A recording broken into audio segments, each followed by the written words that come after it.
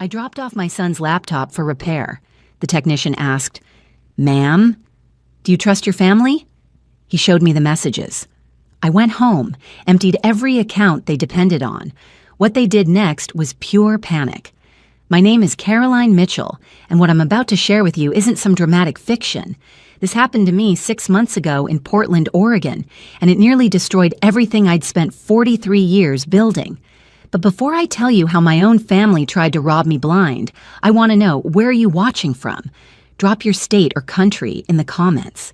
I need to know I'm not alone in this, that someone out there understands what it feels like when the people you die for become strangers overnight. It started on a Tuesday morning in March. My son Nathan's laptop had been running slow for weeks. He's 26, still living at home while he figures things out.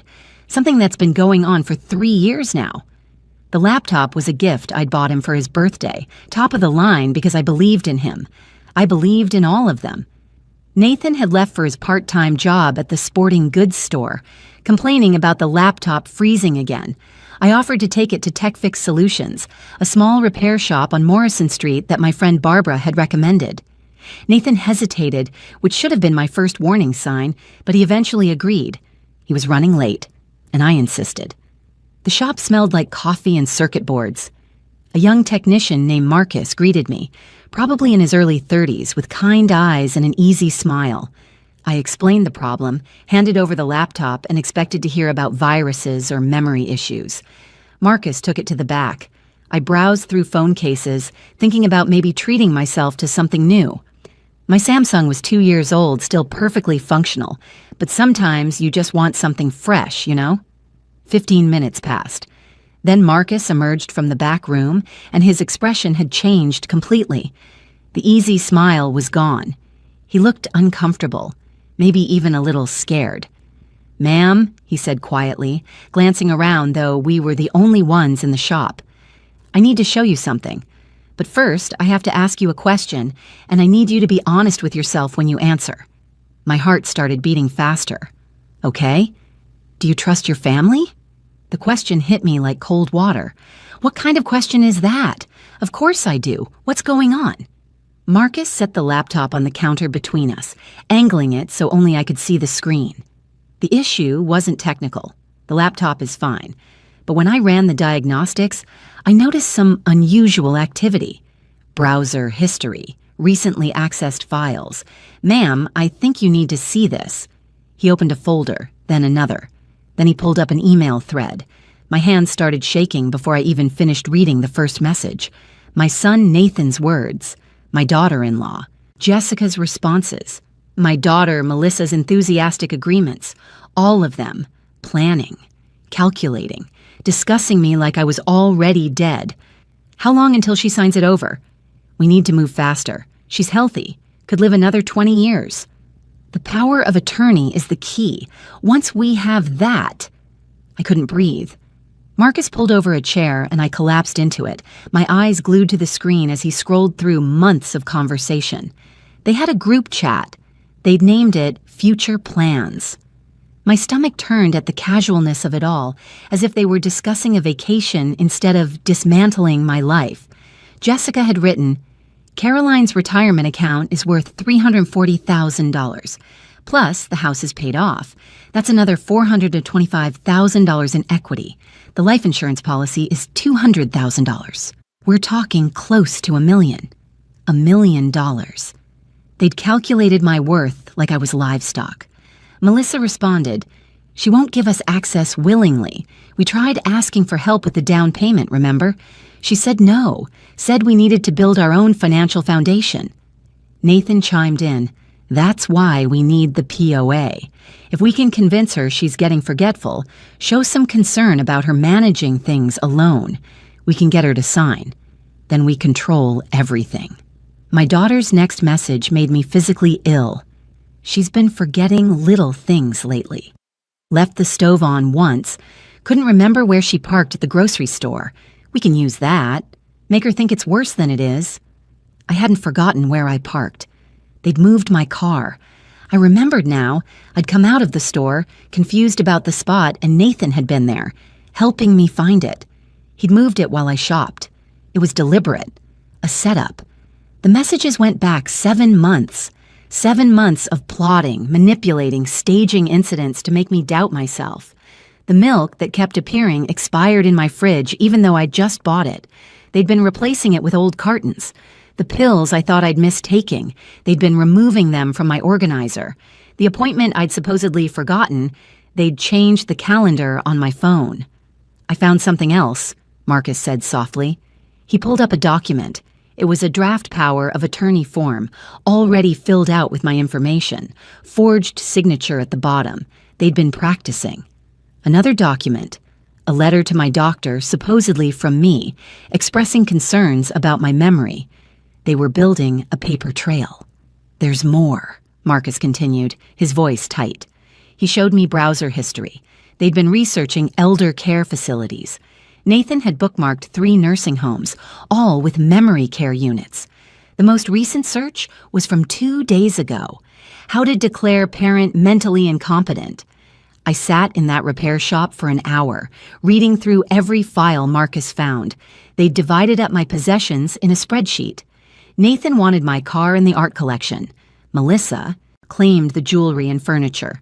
Jessica had her eye on my mother's china set. They'd planned when to sell the house, immediately after securing the POA before I could realize what was happening. They'd even calculated property taxes and realtor fees. The last message in the thread was from that morning, from Nathan. Mom's taking the laptop in today. Make sure all the files are moved to the cloud tonight. Can't risk her seeing anything. But he'd forgotten, or gotten lazy. The files were still there, waiting to destroy him. Marcus looked at me with genuine sympathy. Ma'am, I had to show you. I have elderly parents myself. I couldn't let this happen to you. I drove home in a fog, my hands gripping the steering wheel so tight my knuckles turned white. Marcus had copied everything to a flash drive for me. Evidence. Undeniable, cold evidence of my family's betrayal. 20 minutes. That's how long the drive took. But my entire world had shifted. I kept seeing their faces in my mind. Nathan's easy laugh at dinner last week. Melissa's hug when she'd stopped by with fresh flowers. Just thinking of you, Mom. Jessica's concern when she'd asked if I was taking my vitamins. Every gesture now felt contaminated, rotted from the inside. The house was empty when I arrived. Nathan wouldn't be home for hours. I sat at my kitchen table, the same table where we'd shared thousands of meals, and I let myself feel it.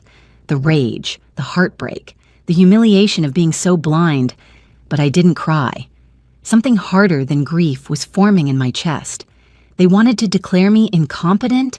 They wanted to take everything I'd worked for since I was 23 years old, scraping by on a receptionist's salary after their father left. I'd raised them alone, put myself through night school to become a paralegal while they slept, worked double shifts to afford their college funds, gone without so I could give them everything.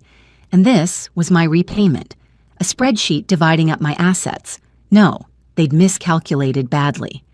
I opened my laptop and started making calls. First to Linda Rodriguez, an attorney I'd worked with for 15 years at the firm. She listened to everything, her silence growing heavier with each detail. Caroline, she finally said, this is elder abuse. Financial exploitation. You could press charges. I want to do more than that, I told her. I want to make sure they never see a penny. Can you meet me today? We met at her office at 4 o'clock. I brought the flash drive. Linda reviewed everything, her expression shifting from shock to cold professional anger. Here's what we're going to do, she said, pulling out a legal pad. First, we secure everything, every account, every asset. Then we document their attempts at manipulation. The moved car, the expired milk, the calendar changes. We create a timeline. This isn't just about protecting your money, Caroline. This is about protecting other potential victims. If they do this to you, they'd do it to anyone. We worked until 8 that night, building a strategy. Linda drafted new estate documents, removing Nathan, Melissa, and Jessica entirely. My assets would go to charity. Every penny I'd earned would fund scholarships for single mothers trying to finish their education. Women like I'd been, struggling and scared, but fighting anyway. But that wasn't enough. I wanted them to feel what I felt. I wanted them to understand that actions have consequences. There's something else I need to do, I told Linda. Tomorrow morning, I'm going to empty every account they know about. Transfer everything they think they're getting. I want them to watch their future plans evaporate. Linda raised an eyebrow. That's aggressive. They tried to steal my life. I'm taking back control. She nodded slowly. Then let's make sure we do it right, legally bulletproof. When this is over, they won't have a single crack to slip through. Wednesday morning, I woke up at 5 a.m. with absolute clarity. I dressed carefully. The navy pantsuit I wore to important meetings, the pearl earrings my mother left me. If I was going to dismantle my children's scheme, I'd do it looking like the competent, sharp woman I'd always been. By 6 o'clock, I was at my bank when the doors opened. Sharon, my personal banker for 12 years, greeted me with her usual warm smile. Caroline, early start today. How can I help you? I need to make some major transfers, I said, sliding into the chair across from her desk. All of my accounts. I'm moving everything. Sharon's smile faltered slightly. Everything? May I ask why? I'd prepared for this. I'm restructuring my estate planning. New attorney, new strategy. I need liquid access to all my funds. It took 3 hours. We moved $340,000 from my retirement account into a new account at a different bank, one my children knew nothing about. My savings account, another $87,000, followed. The checking account that Nathan had access to for emergencies. I left exactly $500 in it and moved the remaining $12,000. I need to close the joint account with Nathan, I told Sharon. That requires his signature unless there's suspicious activity. I have evidence he's been planning to drain it fraudulently. I showed her the screenshots from Marcus's flash drive. Her face went pale. The account was frozen within 15 minutes pending investigation. Nathan's access was revoked. The $23,000 in that account was transferred to my new private holdings. Next, I visited my investment firm. Robert, my financial advisor, was harder to convince. Caroline, moving this much money at once. Are you sure? The tax implications? I'm 70 years old, Robert. How much longer am I supposed to wait to access my own money? Besides, I'm not cashing out. I'm moving to another firm with better terms. Another lie, but a necessary one. By noon, every stock, every bond, every investment I owned was in motion. $180,000 in various holdings, all being consolidated into accounts my family couldn't touch. I had lunch alone at a small cafe downtown, eating a Caesar salad I couldn't taste. My phone sat on the table, silent. Nathan would be at work. Melissa would be at her dental practice. Neither of them knew yet that their future had just disappeared. At 2 o'clock, I met with my insurance agent and changed the beneficiaries on my life insurance policy. The $200,000 death benefit that was going to be split between Nathan and Melissa now went entirely to the Oregon Women's Foundation. This is a significant change, my agent noted. Your children are adults who can take care of themselves, I finished. This is my decision. By 5 p.m., I'd secured everything. Nearly $1 million moved, hidden, protected. I'd also stopped by 3 banks and opened new accounts using my mother's maiden name, Thompson. Caroline Thompson. A woman my children didn't know how to find. I drove home and started dinner like nothing had happened. Pot roast, Nathan's favorite. The smell filled the house as he walked in at 6:30. Hey, Mom, he called out, tossing his keys on the counter. Something smells amazing. I smiled at him from the kitchen. Just wanted to make something special. How was your day? Nathan had no idea he was eating his last comfortable meal. I watched him across the table laughing about some customer at work, and I felt nothing. No maternal warmth, no affection, just cold observation, like studying a stranger. Mom, you okay? He asked, noticing my stare. You seem distracted. Actually, honey, I wanted to talk to you about something. I set down my fork carefully. I've been thinking about what you said last month. About me maybe needing some help managing things. His eyes lit up. Actually lit up. Like Christmas morning. Really? I mean, I think that's smart, Mom. You know I only suggested it because I care. I know you do. The lie tasted like metal. I've been forgetting things lately. It worries me. It worries us too. he said, leaning forward with fake concern. Jessica and I have been talking about it, and Melissa's noticed stuff too. Of course they had, because they'd orchestrated it all. I think I might need help with my finances, I continued, watching his face. Maybe someone should have access to my accounts, just in case. Nathan tried to suppress his excitement and almost succeeded. That's really mature of you, Mom. To recognize when you need support, I'd be happy to help, or we could get Melissa involved too. Let me think about it, I said. It's a big decision. I want to make sure I do it right. Of course, no rush. But there was hunger in his eyes, greed barely contained. We finished dinner. He helped with dishes, whistling, probably already spending my money in his head. After he went upstairs, I heard him on the phone. She's ready, he said, voice muffled through the ceiling. Yeah, she brought it up herself. Probably a week, maybe less. We just need to act concerned, but not pushy. I stood in my kitchen, listening to my son plot my financial destruction, and I felt that cold rage crystallize into something sharper, purpose. Thursday morning, Melissa stopped by unannounced. She did this sometimes, always with an excuse, borrowed Tupperware to return, a magazine she thought I'd like, checking on me, making sure I was still vulnerable.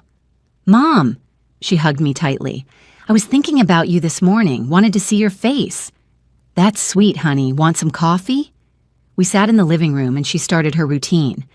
So, Mom, I wanted to ask, have you thought any more about letting someone help you with bills and stuff? I know Nathan mentioned it. He did, I said carefully. I'm considering it. Good. That's so good. She squeezed my hand. We just want you safe and taken care of. You've done so much for us. It's our turn. The performance was flawless. If I hadn't seen those messages, I'd have believed every word. Actually, there is something you could help with, I said. I'm having trouble with my online banking. The website changed and I can't figure out the new layout. Melissa's entire demeanor shifted. Oh, I can totally help with that. Do you want to log in now? I can show you. Would you? That would be wonderful. I led her to my computer and opened the bank website, logging into the account I'd left accessible, the one with $500. Let them see that one. Melissa's face went from helpful to confused as she looked at my bank balance. 500? Mom, is this your main account? Yes, why? I played it perfectly innocent. It's just, that seems low. Do you have other accounts? I have my retirement account, but I don't check that one often. Why are you asking about my money, sweetheart? She backtracked quickly. No reason, just making sure you're okay financially. You know, with inflation and everything. I'm fine, I assured her. Never been better, actually.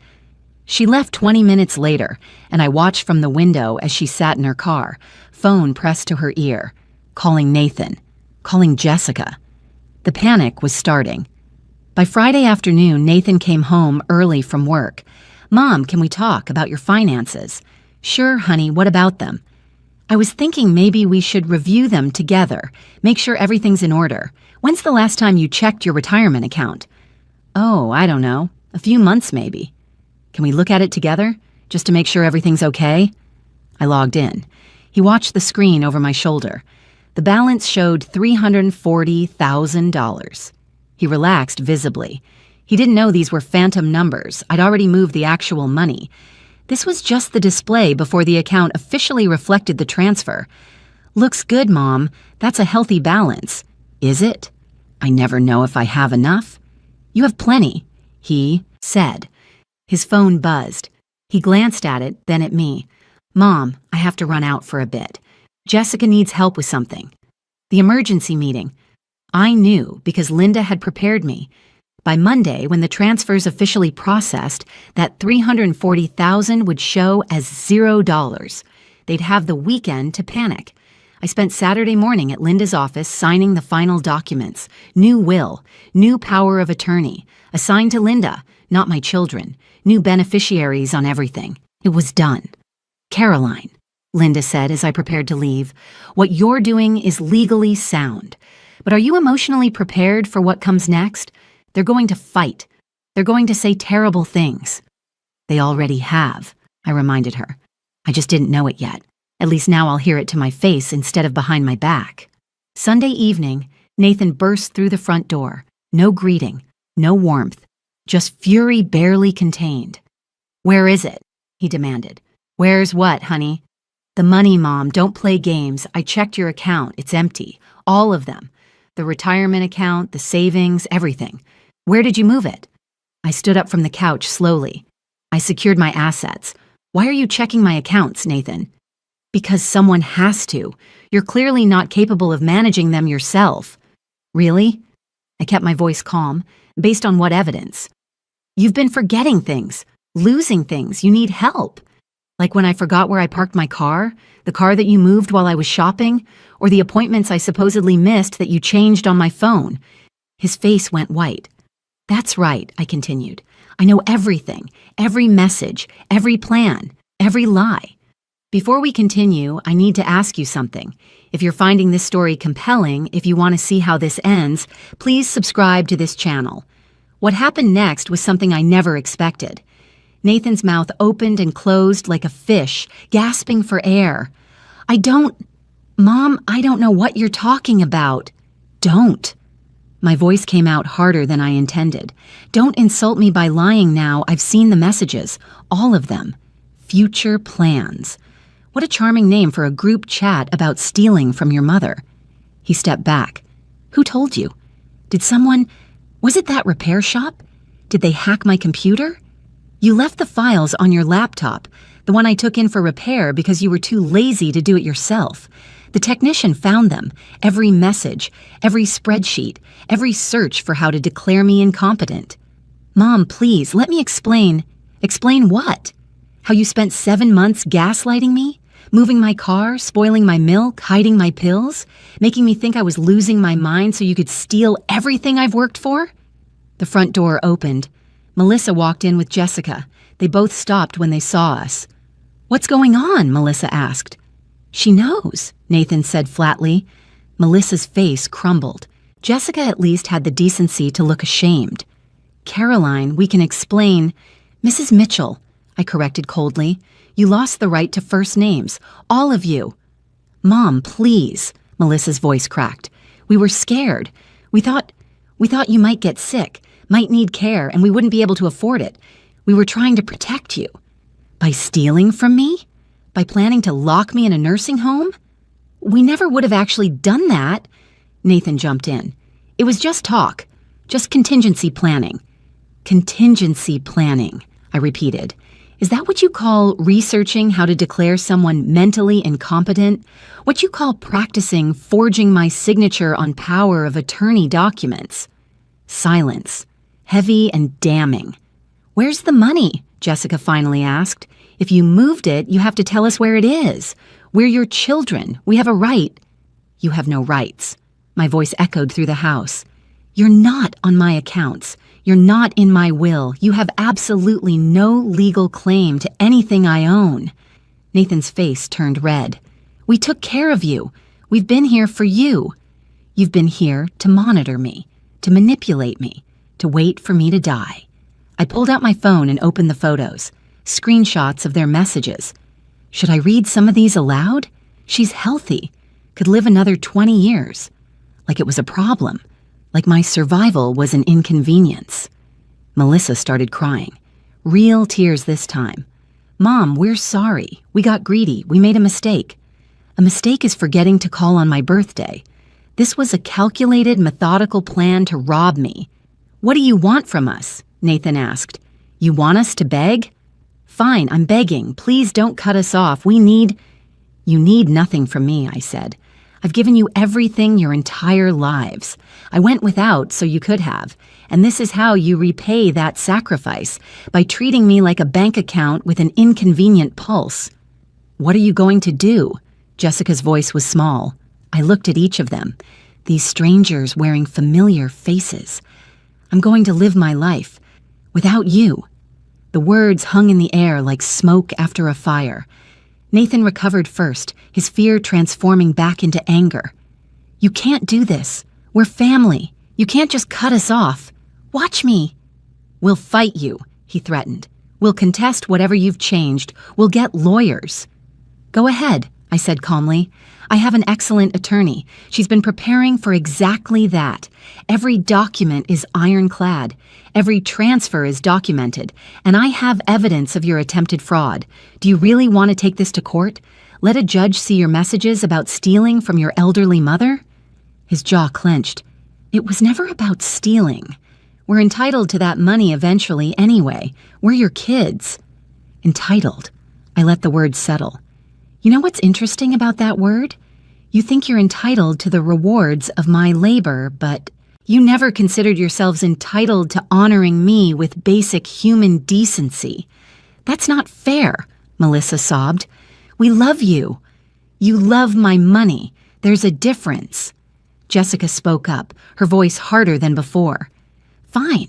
You want to punish us? Punish us. But don't pretend you're perfect, Caroline. You were always controlling with money, always making us feel like we had to earn your approval. Maybe if you'd been more generous, more willing to help when we needed it. When you needed it? I interrupted. I paid for both of your weddings, gave you down payment money for your first house, co-signed Nathan's car loan when his credit was terrible. I've given and given and given. The one time I said no, one time I told you to build your own financial foundation. You decided that entitled you to forge documents and steal from me? We weren't going to steal, Nathan insisted. We were going to manage it, for your own good. By selling my house and putting me in a nursing home?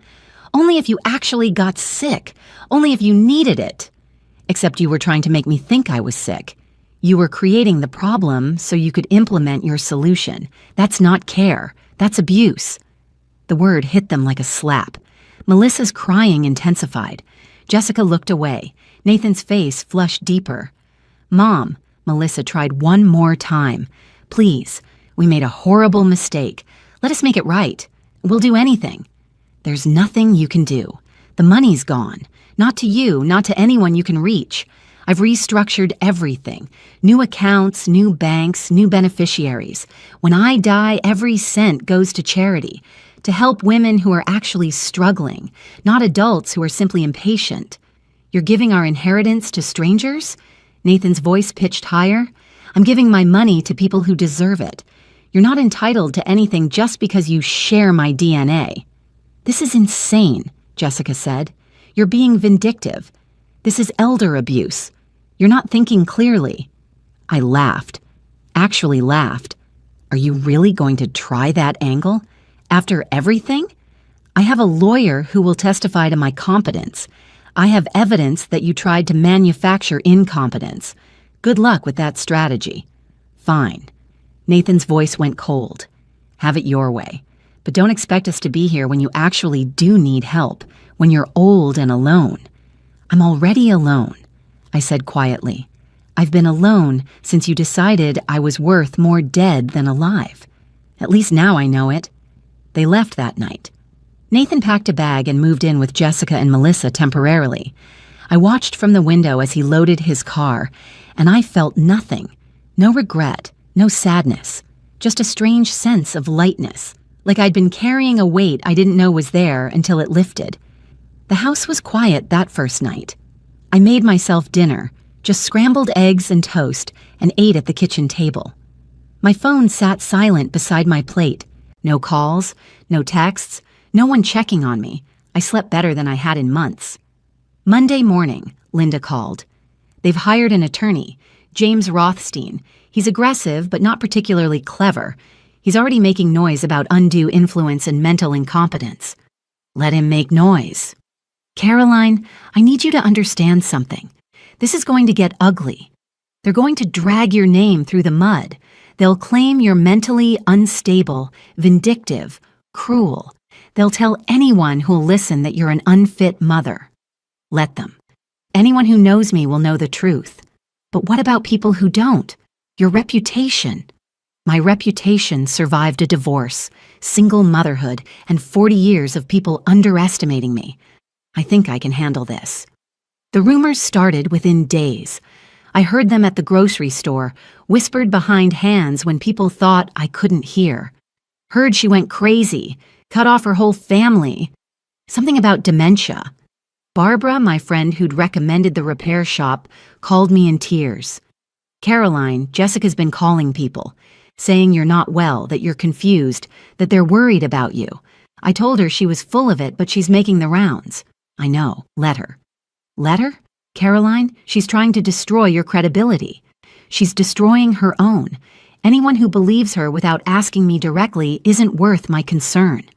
2 weeks later, I received a formal legal notice. Nathan, Melissa, and Jessica were jointly suing for guardianship, claiming I was mentally incompetent and financially vulnerable. They wanted control of my assets for my own protection. Linda and I sat in her office reviewing the filing. It was exactly what we'd expected. They're basing their case on the incidents they manufactured, Linda said. The forgotten appointments, the moved car, the expired milk. They're claiming it shows a pattern of decline. Can they prove I did those things? Or will they have to explain how they know about them? Linda smiled grimly. Exactly. They've trapped themselves. To prove you're incompetent, they'll have to testify about incidents they orchestrated, and we have their messages showing they orchestrated them. The court hearing was set for 6 weeks later. In the meantime, I lived my life. I had lunch with Barbara and 3 other friends, told them everything, showed them the messages. Their support was immediate and fierce. I joined a book club, started taking watercolor classes at the community center, volunteered at the women's shelter twice a week, helping other women who'd been financially abused by family members. My story wasn't unique. It was depressingly common. A paralegal from Linda's office, young woman named Sophie, told me, "My grandmother went through something similar. Her son tried to get power of attorney by convincing her doctor she was depressed. It worked. She lost everything. What happened to her? She died in a state facility 2 years later, alone." "That's not going to be me," I said firmly. "No," Sophie agreed. "It's not." The courtroom was smaller than I expected. Nathan, Melissa, and Jessica sat on one side with their attorney. I sat on the other side with Linda. The judge, a woman in her 60s, named Patricia Hendricks, reviewed the filings with a neutral expression. "This is a guardianship petition," Judge Hendricks began. "The petitioners claim that Caroline Mitchell, age 70, is mentally incompetent and requires legal guardianship to protect her interests. Mrs. Mitchell, how do you respond?" I stood. "Your Honor, I'm perfectly competent. This petition is a retaliatory action because I discovered my children were planning to defraud me." Nathan's attorney jumped up. "Your Honor, that's a serious accusation without basis. My clients have documented concerns about Mrs. Mitchell's cognitive decline." "I have documentation, too," Linda interrupted smoothly. She handed a folder to the bailiff. "Evidence that the petitioners manufactured incidents to create the appearance of incompetence, including digital messages planning the fraud." Judge Hendricks reviewed the messages in silence. Her expression shifted from neutral to disturbed. She looked at Nathan, Melissa, and Jessica. "These messages appear to show premeditation. Explain." Their attorney fumbled. "Your Honor, those messages are taken out of context. They were discussing contingency plans." "Contingency plans that included forgery and gaslighting?" The judge's voice was sharp. Melissa started crying. Nathan stared at his hands. Jessica's face was pale. "Mrs. Mitchell," the judge turned to me, "I'd like to ask you some questions directly. What is today's date?" "November 7th. Who is the current president?" "Kamala Harris." I answered clearly, confidently. I'd been preparing for this. She asked me math problems, memory tests, situational questions. I answered every single one perfectly. Then she asked something unexpected. "Why did you move your assets?" "To protect them from theft. My children were planning to obtain power of attorney through fraud, then liquidate my estate while I was still alive. I secured what was mine." "Did you consult with an attorney before making these changes?" "Yes, Your Honor. Linda Rodriguez. She ensured everything was done legally." "And your current mental state?" "Clear. Angry. Betrayed, but clear." Judge Hendricks closed the folder. "Petition denied. Mrs. Mitchell has demonstrated complete mental competency. Furthermore, this court finds evidence of attempted elder financial abuse by the petitioners." She looked at Nathan, Melissa, and Jessica. You should consider yourselves fortunate Mrs. Mitchell hasn't pressed criminal charges. This hearing is concluded. The gavel struck. It was over. Outside the courthouse, Nathan tried one last time. "Mom, please." I walked past him without a word. Linda drove me home. We didn't talk much. What was there to say? That evening, I sat in my backyard with a glass of wine, watching the sunset. My phone rang. Unknown number. I answered. "Mrs. Mitchell? This is Sophie Chen from the Oregon Women's Foundation. We received notification that you've named us as a beneficiary. We wanted to reach out personally to thank you." "You're welcome. Your gift will help so many women. Single mothers, abuse survivors, women starting over. You're changing lives." After we hung up, I sat in the quiet. My children were gone. My money was secure. My future was my own. Some people might call that a tragedy. I called it freedom. The sun set. I stayed outside, breathing in the cool evening air, finally at peace.